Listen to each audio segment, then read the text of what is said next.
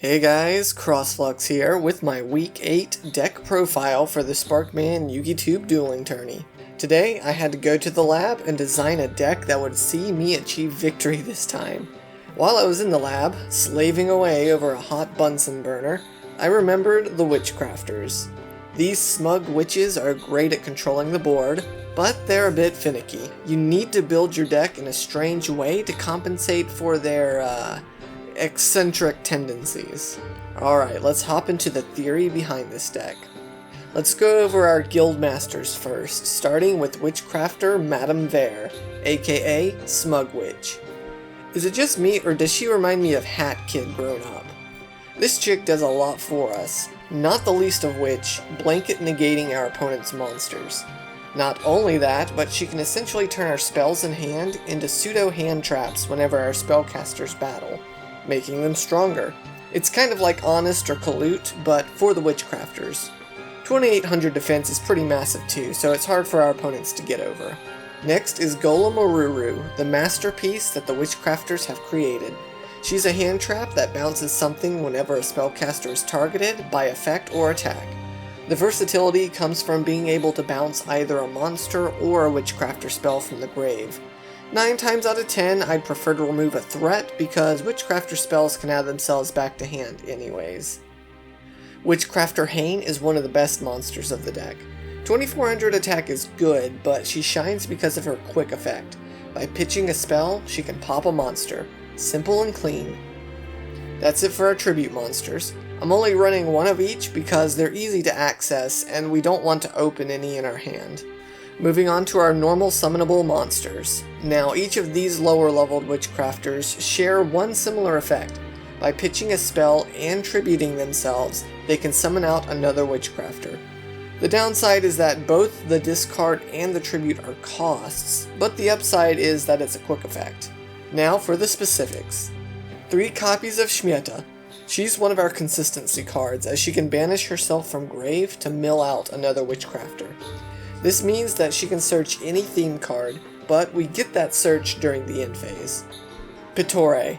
She's another consistency card, this time by fixing our hand. In order to make room for our other cards, I only run 2 copies, but you could bump her up to 3 if you wish. 1 copy of Potterie because she's another Witchcrafter main. Her stats aren't that great, and neither is her effect, but it can come up on occasion. 3 copies of the second best Witchcrafter, Genni. By banishing herself and a Witchcrafter spell from grave, she can copy its effect. This is nice for doubling up on the once per turn effects of the Witchcrafter spells. It also lets us use the effect of a spell while still being able to add back another copy all in the same turn. That's it for our Witchcrafters. Let's go into our other magic users. 3 copies of Magician Souls. Man, this card is pricey, isn't it? It really needs a reprint. Anyways, as you'll see later, we run a lot of spells and traps, so being able to turn extra stuff into new cards is always a plus. Not only that, but being able to foolish out one of our big spellcasters to special summon itself serves us in 2 ways. 1, it keeps us from dead drawing that high level monster, and 2, it gets us a body on board for link climbing. I run 3 copies of Effect Veiler because monster effects are nasty and he's not a once per turn thing. He's also a low level spellcaster, so that fits with another card that we run. Our other hand trap is Gamma. This is the first time I've really tried running this guy because he's a little awkward. Certainly not as splashable as other hand traps.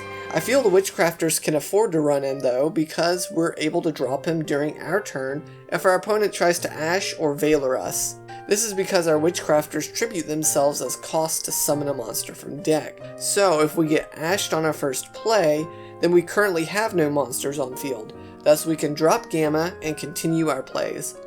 Moving on to the spells, the major core of the deck.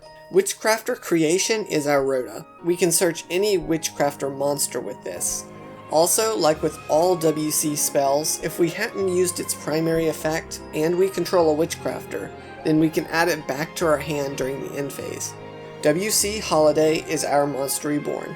Most decks get 1, we get 3. Yay. Witchcrafter Unveiling isn't that great on paper, but it is subtly good. It lets us summon any Witchcrafter from hand.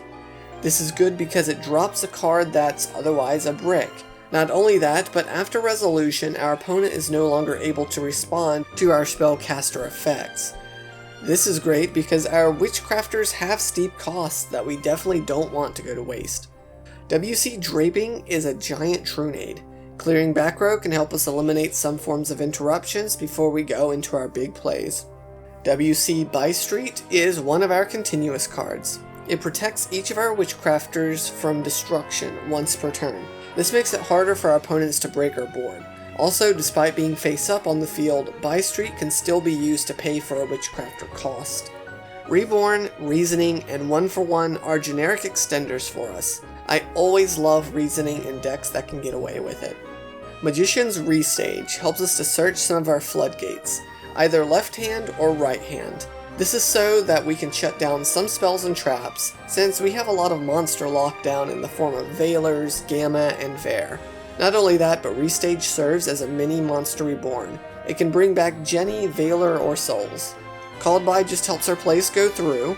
And lastly, we're running just one singular trap, Witchcrafter Patronus. This trap lets us recycle our banished cards. Without this, we'd be in a tough spot if we find ourselves in a grind game. Alright, let's quickly go through our extra deck and then talk about what the main goal for this deck is. Relinquished Anima is easy to make because we run a ton of level 1 monsters. Being able to suck up an opponent's monster is nice for cheeky removal, just watch your arrow placement. Artemis is here because she can quickly get a Witchcrafter into the grave for revival or whatever. Almiraj serves a similar purpose, but also being able to protect and recur itself is nice. IP can let us link summon during our opponent's turn, which can possibly interrupt them, since we have an extra deck monster with a quick effect. Halq isn't that necessary, but we can make him since we run Veilers and Gamma. At the very least, he's good ash bait. I'm running all 6 of the Elemental Charmers because our WCs all have different attributes. They fit the theme of the deck, and they're nice for link climbing by stealing our opponent's monsters. Selene is a really strong card in any spellcaster deck. We fill our grave with spells so quickly that it's not unheard of to summon Selene and put like 9 counters on her. Assuming you can protect her, she can easily revive 2 to 3 spellcasters. Since this revival is a quick effect, it lets us to do so on our opponent's turn. Say we revive Smugwitch or Haine, then we gain even more quick effects for interruptions. Unicorn is simply a generic link monster that lets us get rid of problematic cards. Omega is here because we run the Gamma package. Being able to rip a card from our opponent's hand may hamper their strategy, plus he can help us recycle our banished cards. Finally, our main win condition, Accesscode Talker. Since we try to link climb via multiple revival cards, including Selene, once we have a few attributes of links in the grave, we can make this guy and push for game. But yeah, that's the general strategy. Use our Witchcrafters to hamper our opponent, slowing the game down to the pace that we want. Then, once we've outgrinded our opponent's resources, thanks to our recurring spells, we can push for game with Accesscode.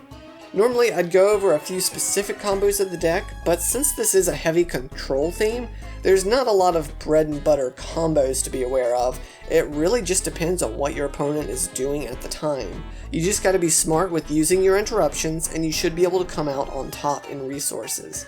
But that's it for this profile. I did a lot of testing and tweaking to get it the way that I like it.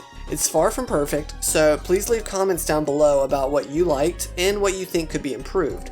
I'm looking forward to the new Witchcrafter support. That fusion monster seems sick. Anyways, you all have a blessed day, and I'll see you in the next one. A AP Leaky, better bring your lab coat and goggles, cause I'm about to get scientific on ya.